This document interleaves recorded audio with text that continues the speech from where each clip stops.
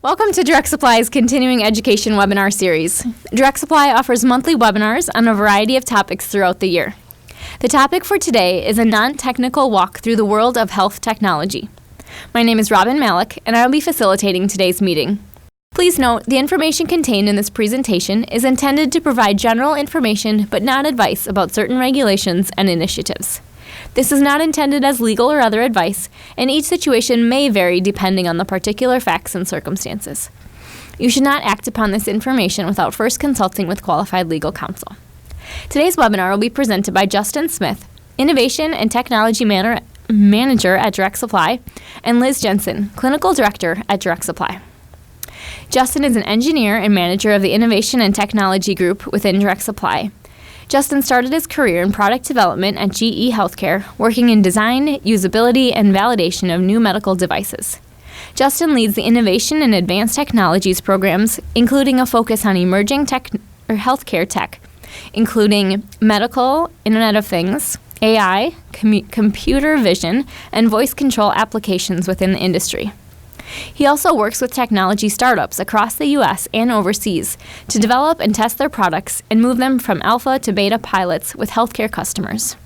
Justin holds a Bachelor's of Science in Electrical and Computer Engineering from Marquette University. Liz Jensen is the Clinical Director at Direct Supply. Liz's career as a nurse executive, educator, and gerontological nurse spans 29 years with a focus on developing clinical leaders in the post-acute and senior care profession. In her current role, she works with senior care providers, product managers, and engineers to translate evidence-based research, regulations, and risk management strategies into practical processes, products, technology, and application for clinicians and frontline care providers in senior care.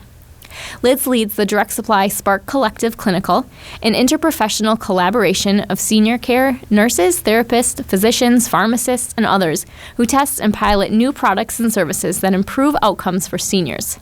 She hosts an annual leadership conference for nursing and therapy executives and works closely with local nursing schools to inspire the desire in new graduates to work in senior care. She's a frequent speaker at national and state events using her unique platform to foster collaboration and development of innovation competencies in clinical leaders in senior care. And now, please welcome Justin and Liz. Good afternoon, everybody. As the intro said, I'm the Innovation and Technology Manager with Direct Supply. Our goal today is really to help kind of bring together a bunch of the different things that we're trying to do to understand the newest technology that really makes sense for this space. So one of the kind of cool things about my job is I ultimately get to bring together the research side, the startups that are trying to ultimately solve problems within this space, startups that we have within our own space, startups across the world, and ultimately people that want to make a difference to this space. So we know that this senior living world has been kind of underserved by technology for a long time, and now everybody's really starting to understand what the need is, and people are kind of coming out of the woodwork a little bit to be able to hop on board and try to help us solve it. So the goal for today is really around three things. One, we want to educate a little bit on the latest technology trends and the impact that we believe that they're going to have for this industry. Hopefully, if you guys have any questions, you can certainly send those in, and we'll answer whatever we can. And then there's a learning component from our side as well. So through your questions, we start to understand kind of where the thought process for our customers lie, and where we need to spend kind of more time either vetting solutions or helping to educate. So if you think about the kind of community of senior living as it exists today, there's a lot of changes going on there. There's a lot of focus happening on partnerships, whether it's partnerships with acute vendors, it's partnerships with technology groups. Everybody's trying to figure out how this world is going to exist moving forward. We all kind of know the problems that are out there. There's this massive population moving towards this industry, and at the same time, there's already a worker shortage. There's a lot of kind of unknowns that people are trying to deal with right now, and one of the things that we're trying to look at is how can we bring technology in to assist in some of these places, and that's really where we'll kind of focus some attention today. Yeah, I think as Justin said, the space is changing so rapidly, and our ability to take in this information and make sense of it is really something that we're working hard here to do and to focus on. I think as a clinical leader and a nurse that's worked in long-term care for many years, when I'm looking at new technology and considering the things that we need to explore, and those are some ideas that I'll share with you today as well. Some of the biggest questions that I'm asking is, what problem does it want to solve? Do we understand the problem that it's seeking to solve, and are we solving the right problem? Will it advance your organizational goals, or as we often say, or is it just cool? And I think that's where we see some of these great new ideas and great new innovations that look cool and they sound cool, and it'd be really great if we could figure out how to make it happen. But sometimes it's just not practical. So those are some of the questions that we're asking. I think as you go through this session today, and we'll leave you with some tools at the end of the session as well. If you're getting phone calls, or if you're reading in trade magazines or online and searching or seeing cool stuff on social media that looks interesting, we'll provide you with some questions and some ideas for how to consider vetting some of these new ideas yourself. And know that it's important to consider some of the things such as, is it improving outcomes? How does it impact regulatory compliance? Is there risk reduction at play here? What are the cost savings and what are the time savings? So anytime we're looking at new technology, we're always considering these different lenses and analyzing and vetting the tech through that lens. Yep, and absolutely. Our goal with this is to give you at least enough information so that if you have groups that are coming to you asking questions, or you see something around new technology, and you know some background, you have a place to start asking your questions. You have a basis to build on as you kind of learn more about these emerging technologies. So the first one that we're going to hop into is Internet of Things. So IoT for probably many years now has been one of the big buzzwords that's out there. This whole idea of kind of connected devices. And so as you think about it, the definition is really, it's a device with really its own ability to communicate inside and outside. And so you may think of it of things you see today. So maybe you have a smart thermostat in the house. So you had the ability to hop onto your phone, change that or check it from anywhere. Obviously, smart TVs, smart speakers, things like this that are popping up more and more, even to the kind of, the doorbell cameras and devices like that are out there. And so, there's tons of devices that are adding these capabilities. So as we think about kind of how that plays into senior health, I think one of the big ones at least that you see today is really around the kind of connected wearables side. And so people now have this ability to understand more about their physical state, kind of more than they ever had before. Mm-hmm. So I think there's probably a lot of people on the call that have something attached to their wrist right now and have visibility that they've never really had before. And, certainly going into a doctor or someone else and more about your state than you have in the past. And so those types of systems, I think, there's some incredible stuff happening with things like hearing aids, medication dispensers. I think medication management is always something that we hear. And so how do you kind of bring a connected device in there to make that process a lot easier for folks? As you think about tomorrow, it's one of these things where the application is endless and the possibilities are endless. But I think some of the things that we see that are really going to, kind of make waves are things around, if you think about the therapy side of wanting to know how someone is doing through their therapy. And instead of just, sitting there one-on-one and getting that kind of small amount of information, allowing them to do therapy from anywhere and being able to pull that information in, see how your residents are doing, understand, are they meeting their goals, are they not? And if they're not, how do we get involved to help move them forward? At the top of this, under the Senior Health Tomorrow, there's also this whole kind of wearables idea. And so garments or other things that have sensors built in and can report back. And maybe it's vital signs, or maybe it's something that's actually providing assistance. So especially if you think about people who are recovering from strokes or things like that, being able to provide assistance in kind of regaining muscle and regaining opportunity there.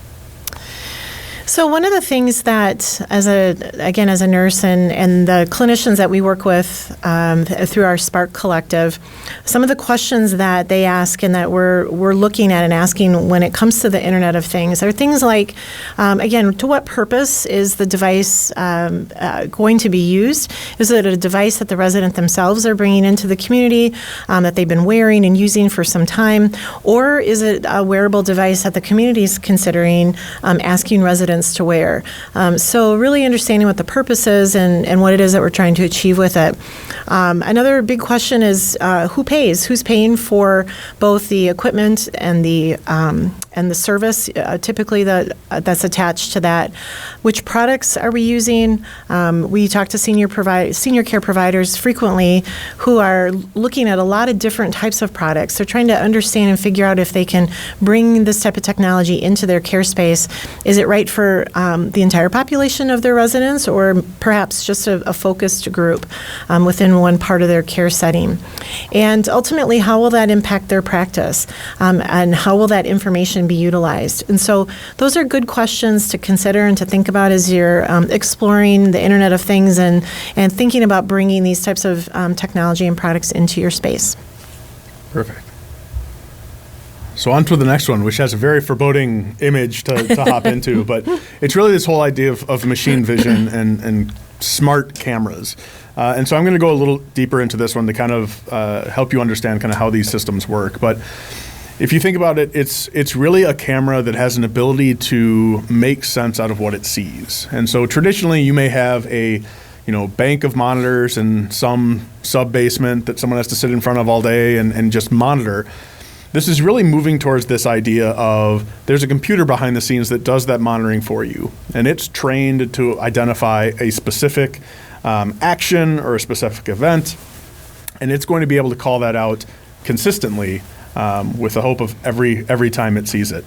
So some things that you may see that are kind of starting to go down this path today, there's certainly some kind of smart security cameras for the home that are smarter than just kind of motion detection, right? So they can tell the difference between people that should be there and people that aren't, or pets or things like that. If you have Face ID on your phone, the ability that it knows it's you through the features on your face and other things. It learns who you are, and it only lets you into your phone, hopefully.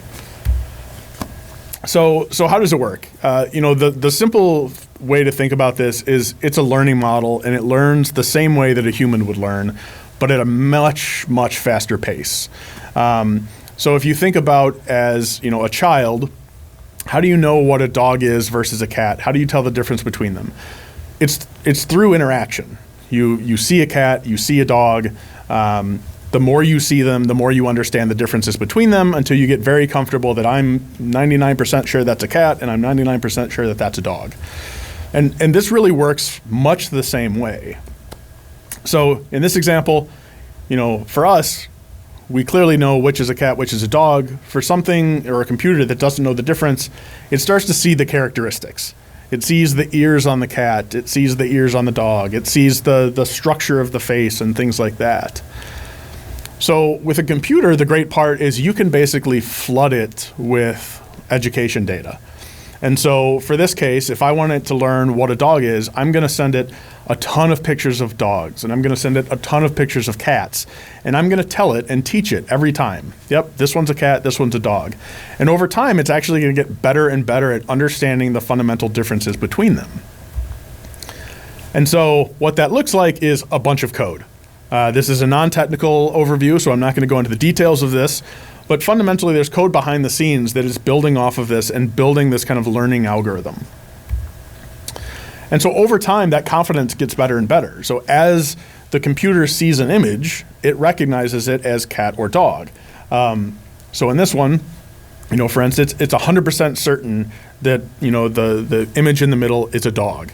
It's only 74% certain that the poor basset hound is also a dog. So there's always some amount of it can get better, it can learn more, and there's always going to be images that maybe don't totally make sense, but it gets better and better over time. And the cool part with machine vision is it's not really going to make the same mistakes twice. It's going to learn every time and just get better and better, and it's not really going to regress.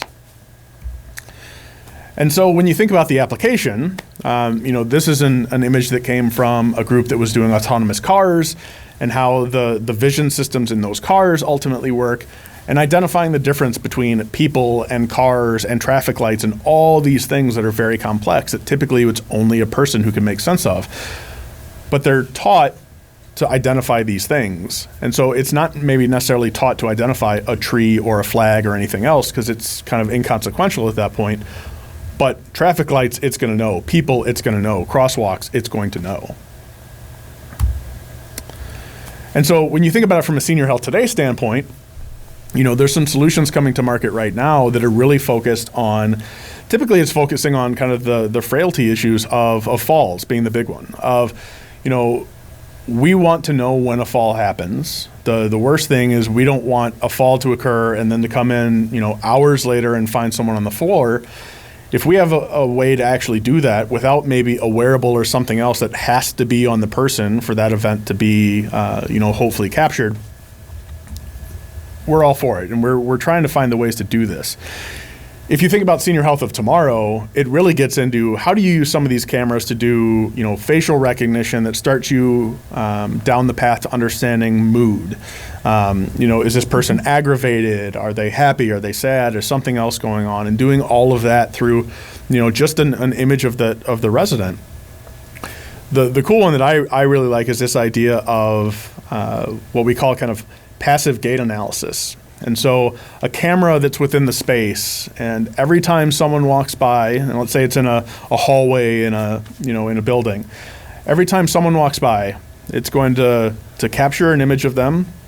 It's going to recognize their face, so it knows who that person is, and it's going to measure their gait as they walk by. And if they walk by 3 or 4 times a day, every time they walk by, it's going to measure their walking pattern. And then over time, it's going to really establish a baseline for that person. And if someday that person walks by and suddenly they're shuffling their feet or something is changing in that gait, we can actually start to kind of predict and prevent maybe a future fall from happening.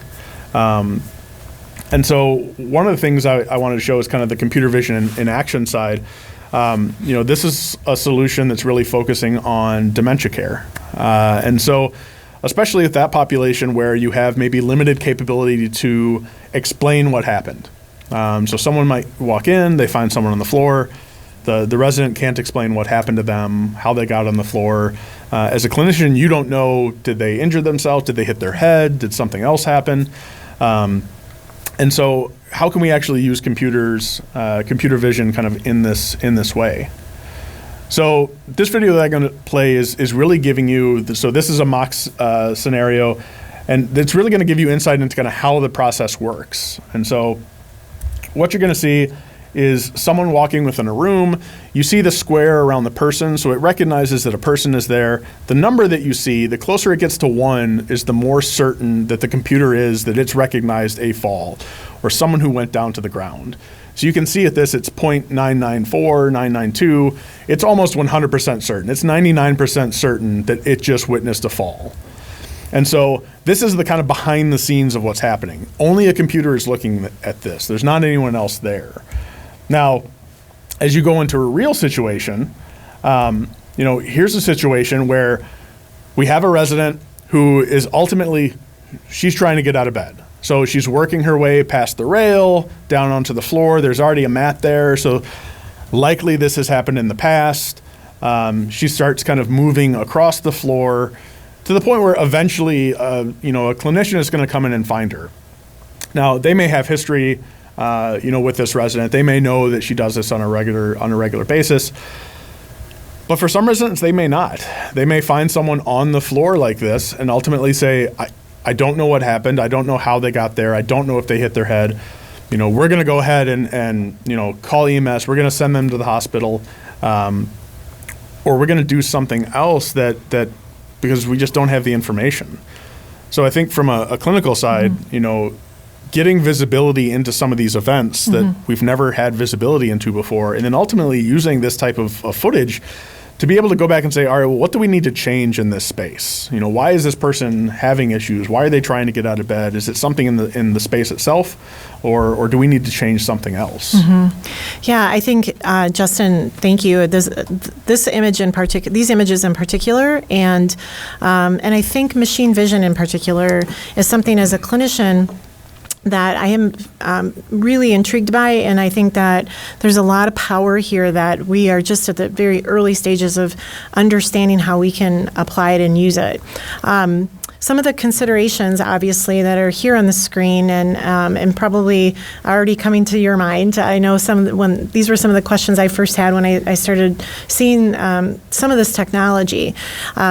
There certainly will always be legal considerations as far as the use of cameras in certain states and some of the requirements around that and limitations around that.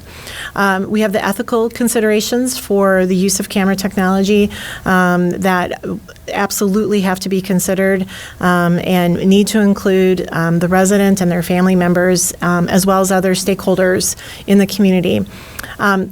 Clearly, there's elements of risk and risk managers and directors of risk that will look at things like this and be concerned about that type of information, what we're doing with it, where it goes, and how it gets used.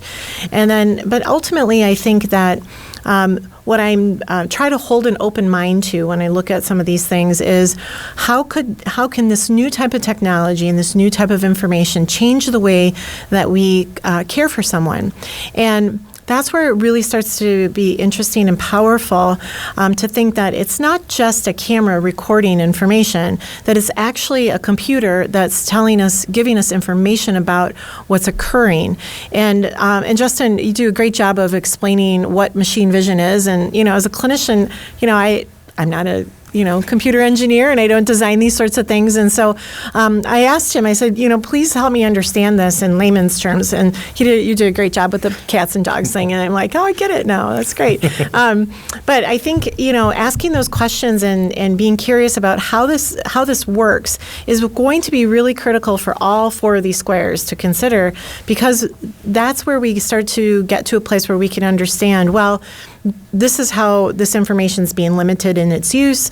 This is how providers can think about managing the ethical considerations, legal, and the risk considerations because of the way that it's designed. So it's not just a straight-up camera that's just recording information. You've got hours and hours and hours of data.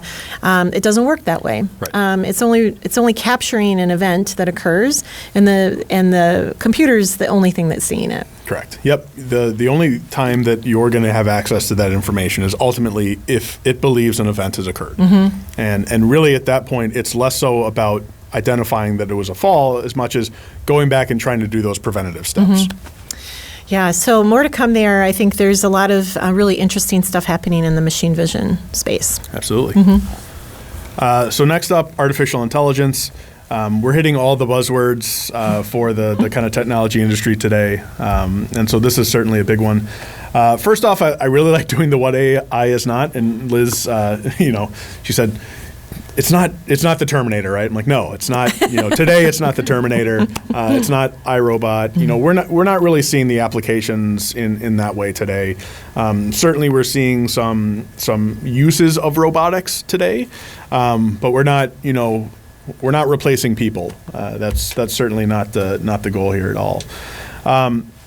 The idea behind artificial intelligence is really it's the system that's able to perform tasks that normally require human intelligence. So whether it's the visual side and the machine vision stuff that we talked about certainly falls under this, or it's speech recognition, or it's decision making. The way I really like explaining this to people is they're systems that are able to make sense of a ton of information exceedingly quickly.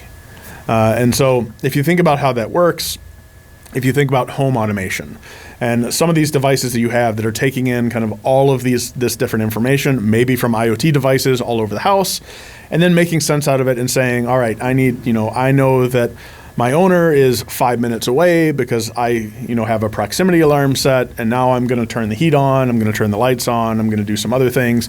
It's kind of like elegant automation in that world. Certainly the smart speakers are something that I think, a lot of people kind of think of when they think about artificial intelligence. And it really depends on how it's used. If I'm just asking my smart speaker to play some music, not incredibly intelligent at that point. If I'm having a conversation about play some music I'd like, and all of a sudden it's going back, it's looking at all the music I've played before and the things that I've thumbs up and the things that I've skipped, and now it's giving me its idea of what I may actually like. Now you're starting to see kind of that intelligence come through. Senior health today, I think we kind of see it in two different ways. So one is what I consider kind of the smart wearables side of the world. So more so than just a wearable that gives you a location or a heart rate or something like that. Wearables that are actually able to make sense out of the actions that are being taken by their wearer. So maybe it's, how often they're getting up and moving around. Maybe it's actually something of, I know that they spent 3 minutes today brushing their teeth because the motion that they made, I can make sense out of that, and I've got a pretty good idea of what they were actually doing during that time. Things like Waymo, which is an autonomous taxi service, basically. If you think about it from a senior health perspective, having the ability of, I don't feel safe driving or I don't want to drive anymore, all of a sudden there's another option. And so Waymo is looking at seniors as a very specific group that they want to serve. So even if it's just going to the drugstore or going to a doctor's appointment, basically having a vehicle show up in front of your house, step in, whisk you off. If we think about senior health of tomorrow, we have somewhat of an inside joke that we always kind of do toilet humor, but this is a legitimate example of, it's really interesting. So this one is really this idea of a smart toilet, and I always have to be careful how I say this, that can, you can say it. It can basically gather information About output. And so whether it's quantity, whether it's how often, or whether it's actual kind of chemical sampling of a person's output, suddenly you have this idea of like, we're going to get this continuous data. I don't have to have someone go in and check all the time, so maybe it kind of reduces some staffing demand. Again, something that's being worked on today by actually quite a few different groups that we think could be impactful. The other side is this is really a kind of radar system. And so with the machine vision, you always have kind of the ethical piece of putting a camera within someone's space or someone who just blatantly does not want a camera within their space. The radar side is really this whole idea of you're doing this monitoring passively with no cameras, and you basically have a system that kind of emits waves out into the space. Those waves bounce off things and it reads it back, and it's able to kind of form I want to say it's not really a picture, but it forms a picture of what's happening within the space. And so it may be that a person is sitting in a chair, or they're sitting in bed, or something else. The cool part about this tech is one, the same kind of fall monitoring piece could apply here. So it knows if someone's standing and all of a sudden they're on the ground. At the same time, there's a capacity to gather additional information. And so these systems are so precise that things like the rise and fall of the chest. And so now I know what someone's, breathing rate is. Or in the troughs of the breath, it can actually see the heart rate. It can actually see the heartbeat for a resident. So, how would you use this information if you knew that, Mrs. Smith was in her room, in bed, she's breathing at a normal rate, her heart rate is fine, am I going to let her sleep? Am I going to, do my night checks a little differently? Things like this that technology hasn't allowed us to do before, and we think could be a tremendous asset. This is actually information from a pilot that we've done on the radar side, and this ability to get away from kind of episodic data of only having your vitals for your resident, those 2, 3, 4 times a day that you're actually going in and speaking with them. And now having this continuous stream of data, for an entire 24 hours or as long as they were in the room, I can see what's going on. And I can understand that they have peaks in the morning or they have, valleys and troughs in the afternoon. And what can I start doing with that information? And it's a very broad question because we don't know yet. We don't know how we would use this information just yet. But we think that there's potentially some high value there. And where are my robots? Where are they? We talk to a lot of customers, and I think we get a lot of questions around, I've seen robots in the news working in senior living and things like that. The easy answer is, even what you see in the news are typically one-offs today. So Japan is one where we often see a lot of this, and Japan is dealing with a very significant senior population problem. They have a high percentage of seniors, and they don't know how to take care of them. And they're facing an even larger staffing crisis than what the U.S. is looking forward to. And so they're putting a lot of money into this to understand, could I use a robot to help assist people in and out of bed and as a lifting device? And so there's certainly opportunity there, but the cost is, I'll just say it's crazy today. There's very few people that are going to invest that into something that the return is pretty limited. Some of the things, though, that I think are actually really cool are things like some of these kind of exoskeleton suits, some of the kind of power assist suits, especially as you think of people who are, recovering or just because of age, don't quite have the strength that they used to. How can you use things like this to help them maintain a quality of life? Maybe it's not quite as industrial as what you see here, but 10 or 15 years from now, what does that look like? Do you even notice it if someone actually has it on? The whole area of artificial intelligence, and as Justin said, help us understand how it's being applied today. And I appreciate that. I always like how you explain all of that and that what it actually is not. I do think that this is interesting and exciting. There's clearly AI in our future. I think when it comes to applications for long-term care and senior care, how quickly we get there and how well we're able to kind of navigate that path to getting to a place where we have more AI in place, I think is one that continues to be a big question, right? Like how, again, what purpose and what problem are we trying to solve? Where is it embedded in maybe existing technology today that we have to have in place, that we're thinking about applications in regards to how do we extract and apply artificial intelligence to existing electronic health record data, for instance, or information that's pulled off of a nurse call system. So looking at places where we know we already have information and trying to understand if we can understand it differently or in a better way. Right. So I think, just continuing to pose some questions here. What does it replace?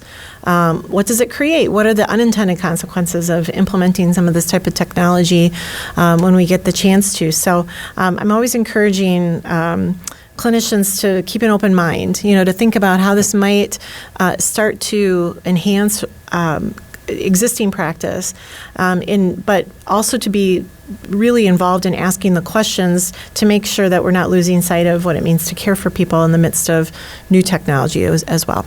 Right. Mm-hmm. And I think the thing to really keep in mind is it's meant to augment capabilities that already exist. And so as you think about how IoT comes in and all of these sensors that are going to be out there, and whether it's a wearable or something else, the sheer amount of data coming in is just going to get greater and greater and greater.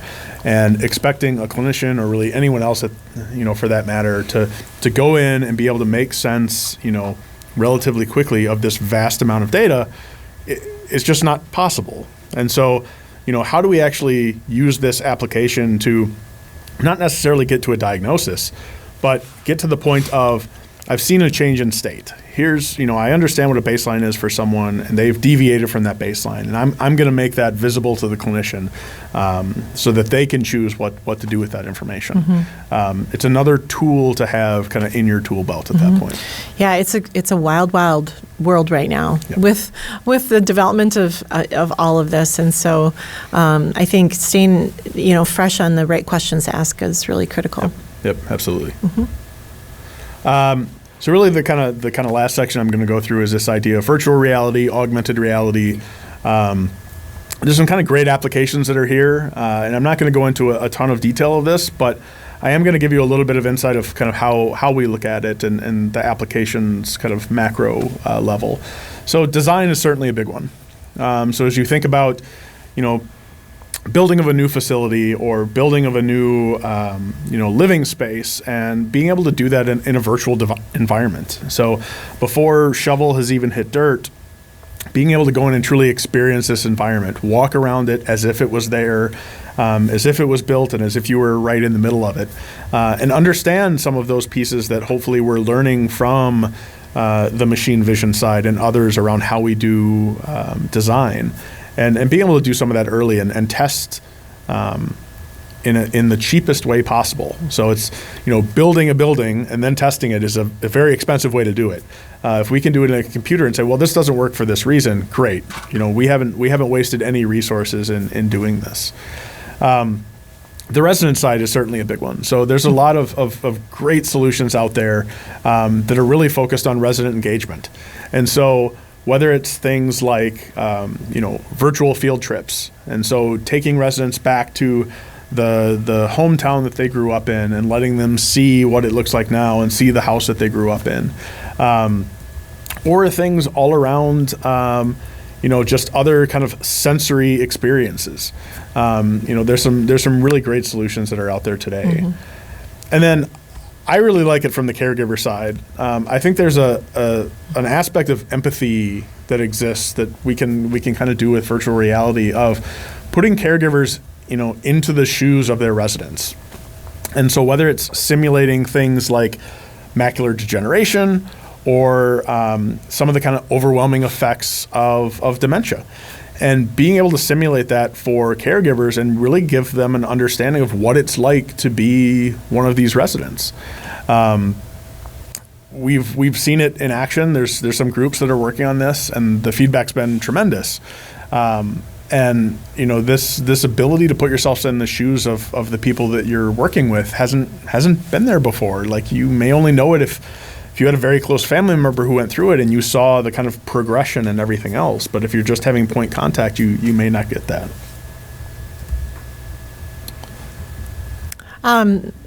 Thanks, Justin.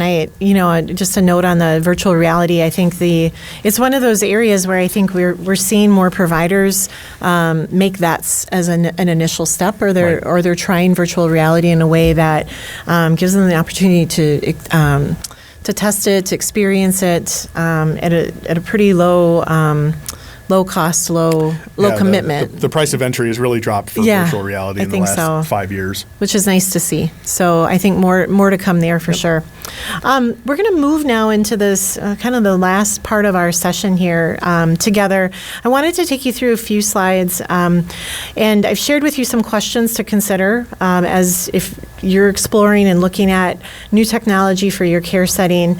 The next few slides will take you through some ideas to think about what I call being a savvy consumer, and a consumer on behalf of your residents that you're caring for as well. So this is a collection of questions that this hasn't just been generated by me or by Justin, but we've been collecting these as we've been talking to other providers who are trying new things, who are testing or piloting new things as well. And so there's a lot of words on these next few slides. My apologies for that, but I wanted to make sure that you had availability to the questions themselves. And then I believe Robin will be sending out the slide deck, so you'll have them in print as well. So I won't read all of these, but we'll just pick a few of them. I think, ultimately understanding what your organization's appetite is for innovation. The success of trying new things, as many on the phone probably can attest to, really has to start at the top, or start at the top of the leadership, the group, and really to support trying new things and supporting innovation with new technologies in a care setting. Again, just a reminder, to make sure to be asking the questions about what problem are you seeking to solve, and understanding the problem from different angles, knowing that other members on your team may look at the problem in a different way, and so spending some time, really exploring what is it that we're trying to solve, and what is the technology that we're looking at trying to solve. I think some other things like what level of validation testing is needed, depending on the stage of the startup and whether or not they've done some of that validation testing. I know we've heard from many providers that have been approached by startup companies that are interested in working with them to do some validation testing. And so, on a case-by-case basis, I think, obviously have to look at your capacity and ability to participate. But those types of activities are important to startup companies and their ability to test out their ideas and to be able to move forward. So we encourage you to reach out if you are interested and want to learn more about testing, that there's some things that we'll talk about in a little bit, but some things that we can do to help with that. You want to go to the next one? Yep.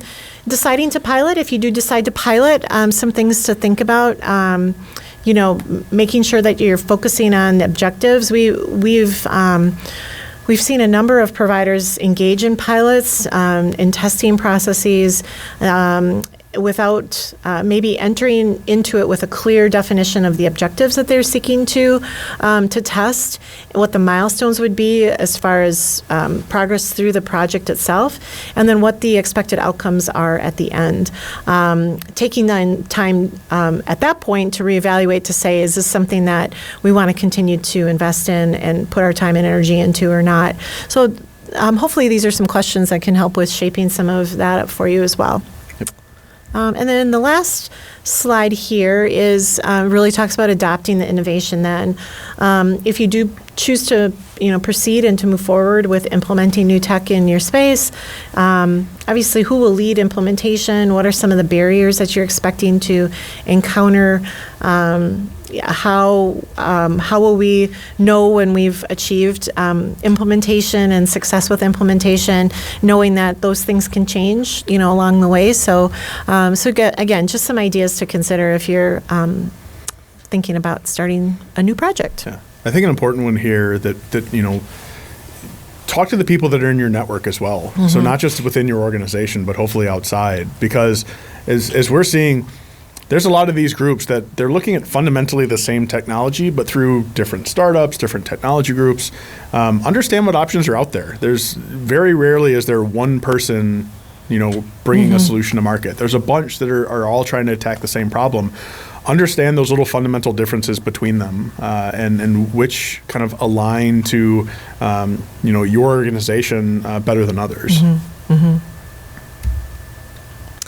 We're going to leave you with this question. This is one that I ponder a lot in my role here at Direct Supply as a clinical director, and continuing to look at absorbing all of these changes that are happening at a really rapid pace. But what does it mean to care for someone if technology-enabled environments replace the tasks required to assist and provide care for fragile older adults? And I think that, staying focused on person-centered care, staying focused on the fact that we're, caring for fragile, frail, older adults, there will be a lot of technology in our future that can help with replacing, I think, some of the tasks that historically have kept us connected at a human level with the people that we're caring for. I think it's our role as clinicians and caregivers to make sure that we're asking and holding this question always in our mind, because the push and the desire to bring more technology into an environment, especially when we're short-staffed, is really high. And so there will be this question that we'll have to continue to consider as we go forward into this new world. And so I always like to share that as a way for us to kind of wrap up. Absolutely. Mm-hmm. Okay. All right. Thank you so much, Justin and Liz, for your time today and for the great presentation. We do have some time for a few questions. What are the challenges for an LTC organization to adopt these technologies? Yeah, Let you handle that one. Yeah. I think I think this is a place where we start to have to think a little bit about what are some of the unique aspects of a skilled nursing facility, rehab center, and an assisted living community or organization. I think those nuances become a little bit more pronounced, especially when we're looking at technology for certain reasons. I think certainly in memory care in particular, in caring for people with dementias, there is I think a heightened interest for seeking to overcome some of the barriers involved with bringing camera technology into that environment because of the overwhelming benefit that can come from it. Right. And so I think some of those barriers naturally start to fall away a little bit when we have the right solution for the right problem that we're trying to solve. I think some of the other challenges, obviously, the ongoing issue of funding and paying for all of this. I think that's again comes down to understanding what does the technology bring? Is it offsetting costs in another way? Will it ultimately, what will be the return on investment? And so a lot of that kind of calculation and decision making has to be a part of this vetting process. And the answers end up being a little different for everybody. The things we brought forward today, I think, are more what we're seeing is getting closer and closer to being ready for our space. Yep.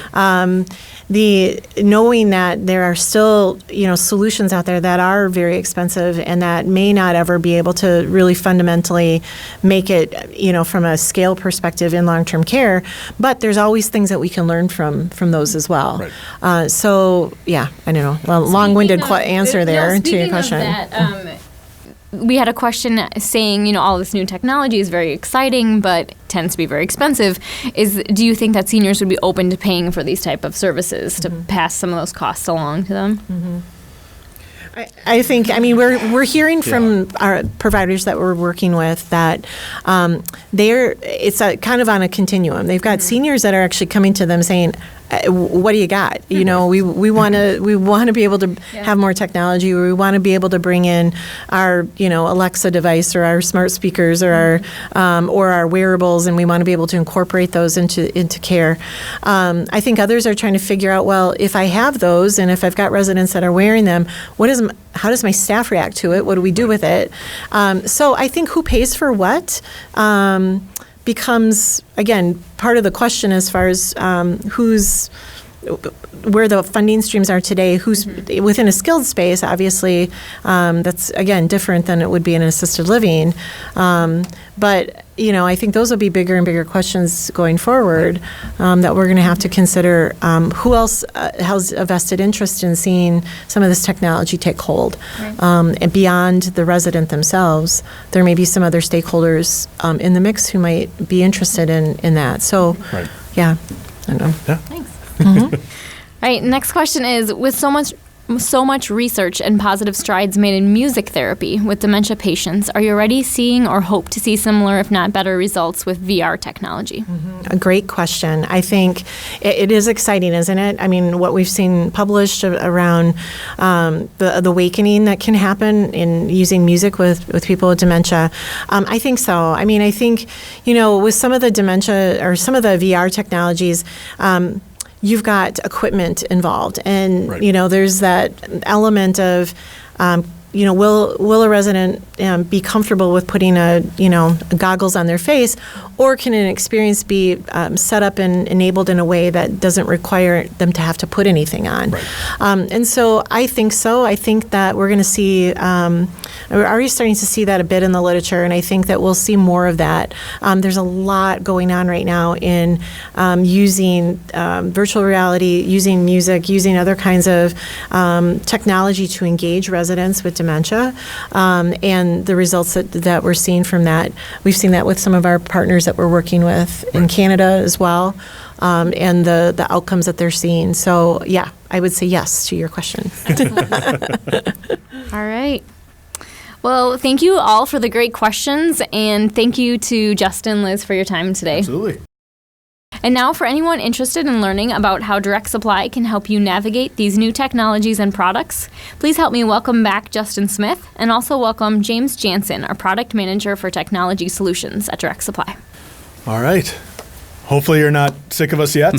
The goal here is really to talk about kind of the role that Direct Supply can help in kind of managing the world of technologies. So I work out of our Innovation and Technology Center. We nickname it the ITC. It's really a facility that we've built in downtown Milwaukee that helps us to navigate these waters, test out emerging technologies, bring in the right customer groups to start testing these things out. A lot of the things that we're looking at are, anywhere from months to years out. We're not sure where some of this technology is going to go. We think there's value there, and we think there's a real gap that it's coming in to fill. But at the same time, it takes a while to get to the point that you can, put it into a facility, put it in front of a clinician, any of those types of things. So we use that space to really focus on those interactions, to bring in the startups, to bring in the researchers, to bring in the customers, and kind of navigate those waters. Our relationship with the rest of Direct Supply is really around helping to do some of that guidance and helping to do some of that vetting. So James and I actually work together quite a lot because he's going to find things that are out there that seem a little crazy and ask me, either confirm or deny that it is crazy. Mm-hmm. And we're going to find things that we think are, they're getting up to that point, that we think they're ready to actually hit the mainstream. And those are the things where, James and I are going to get together in a conversation and say, all right, I think we're ready to hand this thing off. This is ready. We've gone through the vetting. We've put it into a couple of communities to verify, value and everything else.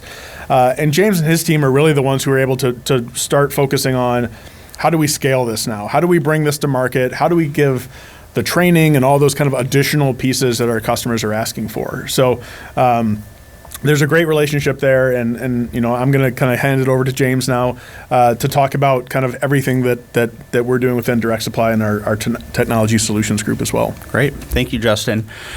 We have just a little bit of time to dive into some really meaty topics and products that are addressing these technology trends as well as challenges you guys feel as operators and that residents have. So we'll go through this in some level of detail, but we're always here to talk to you guys about more and more of this as an ongoing conversation. As we look at IoT, the Internet of Things, what's available today, first and foremost would be things like smart TVs, fitness trackers, things you would use kind of in a home setting for smart home, whether that's thermostats or sensors or light bulbs. We have a lot of that type of product available online at directsupply.net for people to take advantage of. We've heard a lot of customers doing that type of thing for residents, using it as a marketability enhancer. So we do have those products available online. We also have launched last year our DS Smart platform, and really what it is a connected platform that helps automate processes and get information from one system to another efficiently. So where we started with the platform is with vital signs monitors. So now we have a few different vital signs monitors that are able to connect to our DS Smart platform through Bluetooth connection, and by doing so, we're able to take that information from the vital sign monitor and put that into the EMR. So it really reduces strain for staff. It reduces time spent charting and getting that information in. It validates and makes sure notes on the back of your hand. Correct. Yep. It's right in the vital sign monitor. The clinical staff would validate that, yes, this is a correct reading, and it goes right to the EMR. We've been able to see it reduce about 40% of the time involved in that process, so it's really helping address that staffing issue through automating processes through better technology. Today we have vital signs monitors and scales that are connected to the DS Smart platform, and on the back end, DS Smart is connected to point-click care, to Matrix Care, and NetSmart. So we have integration to those 3 EMRs today. What's upcoming would be more of the smart home type of experience, and we're really looking at it as a corporate setting, more of an enterprise level. How do you manage that at a building level rather than at an individual apartment level for a resident? We want to, we're evaluating a few systems that are in the market, maybe serving markets outside of senior living that are trying to get in. So we're taking a look at some of those platforms and are really excited about some that we're seeing there. Yeah, I was going to say, I think the thing to be aware of there, and one of the feedback that we've heard from some of our customers is, I want the consumer devices. The consumer devices are out there. The cost is dropping and relatively low. I want to put those into my building. I think what we've seen and why we talk about kind of an enterprise level smart home is that they're not made for that environment. The data use can be tremendous depending on what you do, and certainly that can affect your infrastructure. At the same time, just the administration. Things like a Nest thermostat that you might have on the wall that's, hey, it's a cool thing. It looks cool. The UI is great. It's not really meant to be administered when you have 50 of them in a building. And so we're trying to figure out, well, what is the kind of scaling solution with still having those kind of, smart bones that we want to start putting into our buildings. Correct. And also understanding how does that impact, to Justin's point, your Wi-Fi, your network, those types of things. Right. I would say the other thing on IoT is, and you guys can email us at webinars@directsupply.com, what should be the next device that we would connect to the DS Smart platform to populate into EMR. We're actively building that out and would love your feedback on that as well. Right. The next one here is machine vision, and there was a question about this earlier in the session. Today, machine vision already exists in security camera platforms. So if you're using cameras to monitor doorways or areas where theft might be prevalent or parking lots, those types of things, there's already analytics either built into the camera or into the network recorder, typically, that you can take advantage of today, like facial recognition, like license plate recognition, things like line crossing or intrusion or loitering. Some camera systems, and this has been a big trend in the security space recently, is to get these analytics into the security platforms so that people can take advantage of it. So you can get a notification as to, someone jumping over a fence or walking around in a courtyard late at night. And going through the door that they shouldn't be. Yes, absolutely. So that type of technology already exists. What's upcoming for Direct Supply would be some of the machine vision around fall management, specific to memory care, but we're also looking at different levels of care as well. So we are very close to a partnership there. We've evaluated a few over the last few years and are very excited about the one that we will be bringing to market hopefully very soon here. So if you want more information about that or to be kept abreast of the information and when that's going to be released, please do email us at webinars@directsupply.com, and we will make sure to proactively get in contact with you about that. And the last one would be artificial intelligence. Some of this already exists in things like nurse call systems and badging or access control systems today. And as Liz made reference to, there's a lot of rich data and information there that we're really taking a look at. Can you roll that up into corporate reporting so you can look at things more intelligently across buildings. But some of the artificial intelligence is already there in nurse call and access control systems today. What's upcoming is really looking at those systems Justin talked about, whether it's through a wearable that's gathering biometric data or health data about a resident, and either using that in a separate platform or taking a look at how does that integrate into a nurse call system, for instance. Hope you guys would want to leverage some of the technology investment you already have in the building, and some of our thought is, maybe there are those smart sensors or smart wearables that could work in conjunction with nurse call to help lessen the cost of getting that technology into your building. So that's one area that we're looking at. Voice activation is also something that we're taking a deep look at, and some of the partners we work with on the nurse call front, specifically OurCare and PalCare, looking at voice activation and how can we use things like Alexa or other devices to call for help and do it in an intuitive way where it's deeply integrated to the software. You don't have to use keywords in emergency situations that you're probably not going to remember. So we're really looking there at deeper integrations and think that that's something that has some legs here upcoming in the future. Yep, absolutely. So to wrap this last portion up for you guys, please contact us again, webinars@directsupply.com, for updates to the fall management solution that will be coming to market here through Direct Supply very soon. Ideas about DS Smart and what we could add to that platform next, or if you want more information about DS Smart, please contact us there, or you can reach out to your account manager. And then if you're also looking for upgrades to nurse call security systems, video camera systems that are leveraging IoT, machine vision, or AI, we have a lot of that available to you, and would love to have deeper conversations in how we can help you become a more tech-advanced community and see some of the benefits of this technology. Right, absolutely. Yeah, and if any of these things are interesting, if you think that you're starting to go kind of down that integrative group line, feel free to reach out to us. So through the webinars, email, reach out to your account managers. Let them know that you want to talk more about this, and we'll certainly find the time to have those conversations. Right. Thanks, everybody. Thank you very much. Thank you so much, James. And thank you again to Justin and Liz for your time today. And thank you all for attending. For more information about upcoming webinars, please visit directsupply.com/webinars. Once again, thank you for attending today.